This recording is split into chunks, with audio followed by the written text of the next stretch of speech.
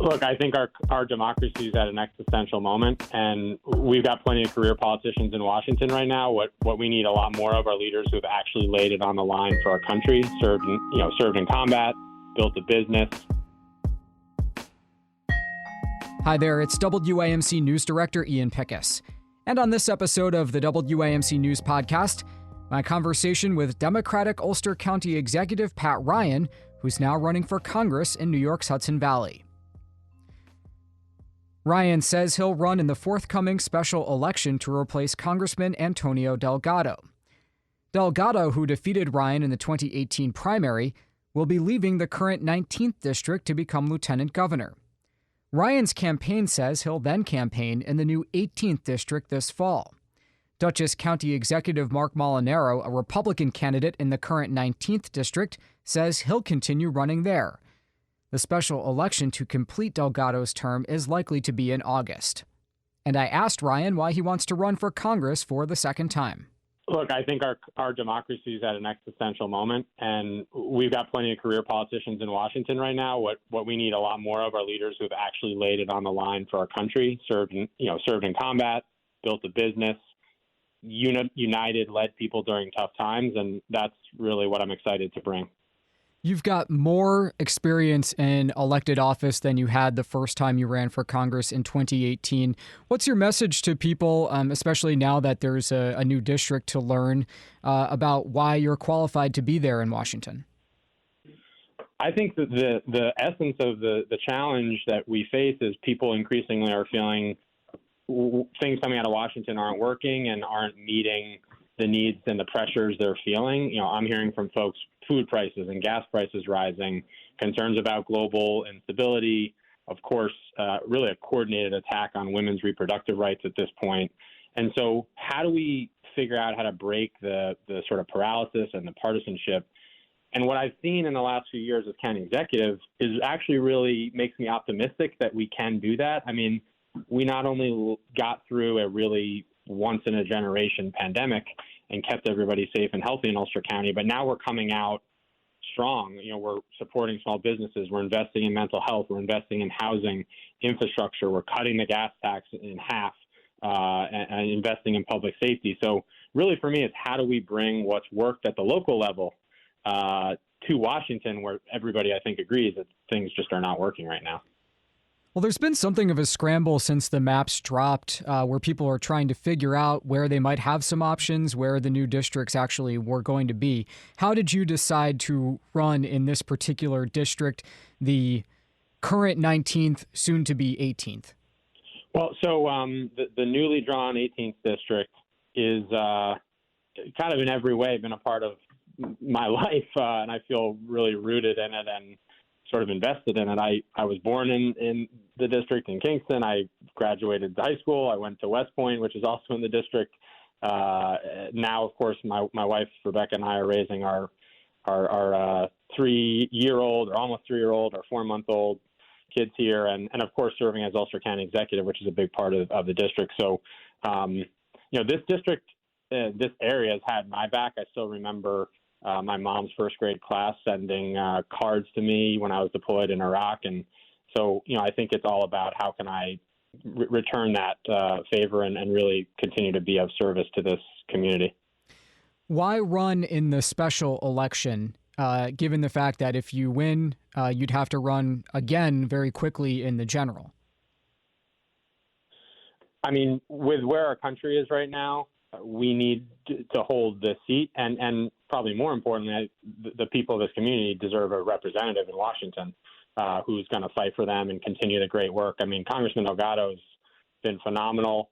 He and I have worked very closely together. My goal would be to try to fill his big shoes, both in terms of what he's delivered on policy, but also an incredible constituent services operation that they have. And perfect example, right? There's an existential fight to keep open our VA in the Hudson Valley. That's happening right now. We can't not have every person at the table fighting for our community. That's an issue I will go to the end of the earth to fight for, just as an example. Would you commit to running in the general election if you are unsuccessful in the special election? Oh yeah. I mean, I'm all in on this community. I mean, the procedures are the procedures and the process is the process, but I'm passionate about this, the community, about the issues and what's at stake. I mean, I really think, and a lot of people of all partisan identities feel like our democracy is really kind of at an existential point right now. And we need people that believe it can be renewed, which I very much do. What do you mean by that? I mean, across the board, some of the most fundamental rights that many before me and us have fought to secure, from voting rights to the right of a woman to choose what she does with her own body, are now, what we thought were settled, are under attack. And at best, you have Republicans mostly saying nothing, and at worst, they're pushing this radical agenda. So people need to know that there's someone very clearly and unequivocally that's going to fight to protect those rights. What kind of conversations did you have with Delgado about the potential of succeeding him in Congress? Well, he and I have become genuine good friends. So I was excited today to receive his endorsement, and that kind of, I think, speaks volumes. And in terms of, my goal would be to, as I said, live up to his example, the great job that he's done, and really, holding over 60 town halls in every corner of the district, for example, really showing up and engaging, delivering results. And I think we've worked closely enough that he knows that that's the kind of work ethic and approach I'll bring to the job. Let me try out somewhat of a political theory for you here, and you can react to it. There is a line of thinking that Congressman Delgado was not 100% confident about winning re-election, and that was why he was interested in making the jump to lieutenant governor. Does it worry you at all that it would be difficult to win this seat? I really stay out of the prognosticating business. I feel very confident. I mean, I know this district. It's in my blood. I know where people's heads are at.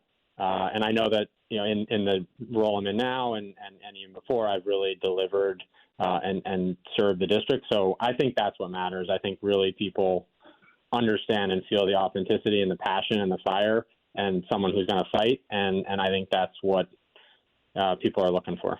What's your reaction to word that New York State Senator James Skoufis is also looking at this particular race? Again, I think I've made clear where my head is at and my heart is at. I let other people kind of do their decision, make their decisions. But I'm all in here and believe both for this district that we need someone who's going to fight, and frankly for our democracy that we need someone who's going to fight.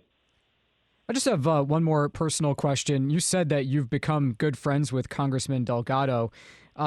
Was that a process to get to that point? And I ask that because, you guys finished 1-2 in a 7-person primary, as I recall, in 2018. So you've run against each other. How did that build back up? We were joking about this actually just the other night when we were talking, and I think the way he described it is sort of steel sharpens steel, or iron sharpens iron. I'm probably butchering his quote, but I think we made each other better in that race as public servants. I think we've worked really well together. I mean, at the height of the pandemic, we were coordinating. He was in Washington writing legislation that figured out how to get direct funding to local governments like Ulster County and other local governments in Hudson Valley. And then I was working to figure out how can we use that. And to see that actual very wonky, honestly, but very effective work, I mean, his formula got $34.5 million to Ulster County, for example, and hundreds of millions to other local governments in the region. That's what I think people sort of expect from elected officials at these different levels. So when you can work together and drive results, it helps build that bond. Well, we've been speaking with Pat Ryan. He's the Democratic Ulster County executive and now declared candidate for Congress. As he says, stick with me here. He's campaigning in the current 19th District special election, which we think will be in August, and then we'll go on to the general election for the 18th District in the Congress that begins in 2023. Pat, thanks very much for taking the time, and we'll talk soon. Thanks, Ian. Have a good one. All right, that does it for this episode of the WAMC News Podcast. Thanks so much for listening. Until next time, I'm Ian Pickus.